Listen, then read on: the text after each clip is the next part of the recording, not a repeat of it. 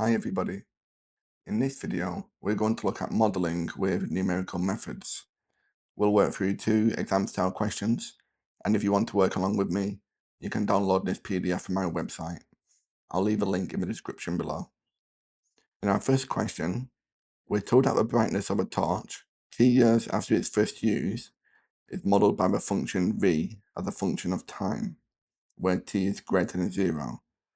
For part A, we need to show that v has a root in the interval between t equals 6 and t equals 7. So we're going to use the method of change of sign. If we work out v of 6, we'll have 420 times e to the negative 0.4 times 6, so negative 2.4 minus 35 times the cos of 6. And I'm going to use the angles in radians here. So we can work this out on our calculators. We have 420 times e to the power of negative 2.4 minus 35 times the cos of 6. And we get 4.496. Now, if there's a root between 6 and 7, we would expect that when we put in t equals 7, we'll get a negative, because then there's a change of sign. So if we change the 6 to a 7, then we'll get negative 0.846. So you can see there's a change of sign, and v of t is continuous within that range. For part B, we need to find v prime of t, so we need to differentiate this with respect to t. So for part B, when we differentiate v with respect to t, we bring this negative 0.4 down, so we get negative 168 times e to the power of 0.4t. When you differentiate cos, we get negative sine, so this will be positive 35 sine t. And for part C, taking 6 as the first approximation, apply the Newton-Raphson process to obtain a second approximation for the time when the brightness of a torch reaches 0, and give our answer to 2 decimal places. So if t1 equals 6, we need to work out t2. So using the Newton-Raphson method, t2 will be t1 minus the function of 6, t1, over f prime of 6. And I'll work this out on my calculator. So we've got 6 minus the 4.496, which we worked out up here, divided by, and then we'll substitute this 6 into v prime, and we get 6.1797, or to 2 decimal places. The second approximation is 6.18. Then for part D, criticize this model with respect to the brightness of a torch as it gets older. So for very large values of time, as t tends to infinity, we can see that the 420 over e to the 0.4t will tend to 0, because we'll be dividing this 420 by a very large number. And if this bit tends to 0, then this bit, negative 35 cos t, will continue to oscillate. And this is unrealistic, as the brightness will eventually go to 0. So it's important that not only can we use this model, but that we know how to criticize it with respect to the context of the question. Let's try example 2. So do you want to read through this question yourself and try and give it a go? You can pause the video and come back when you're ready. Okay, so welcome back.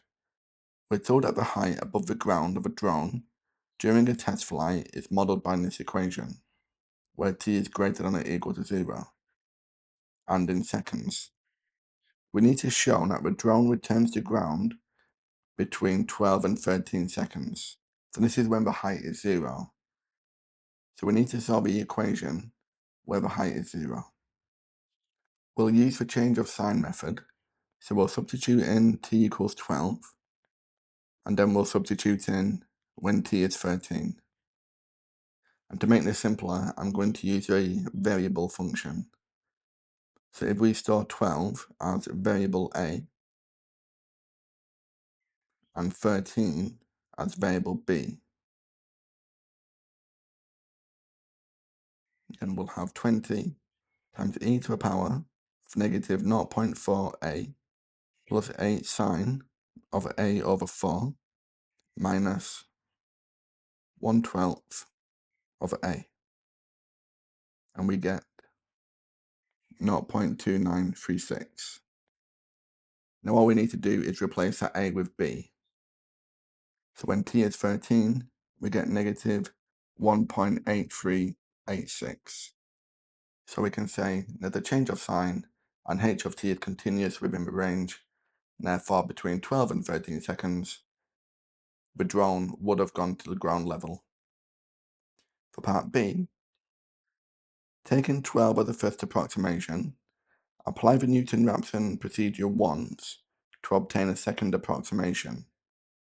We need to differentiate h of t. So h prime will bring this power down using the chain rule, and we get negative 8 e to the negative 0.4t.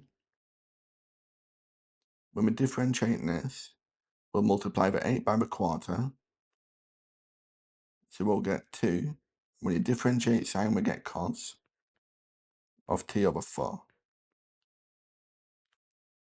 And this t will go, so minus 1/12. So if t1 is 12, then t2, we'll substitute 12 into here, so we'll get 12 minus h of 12 over h prime of 12. And again, we can work this out on our calculators. Remember that I stored 12 as variable a, so I'll enter this back into here. And then for our denominator, I need to substitute the 12 into here. And this will give us t2 is 12.138 seconds to 3 decimal places.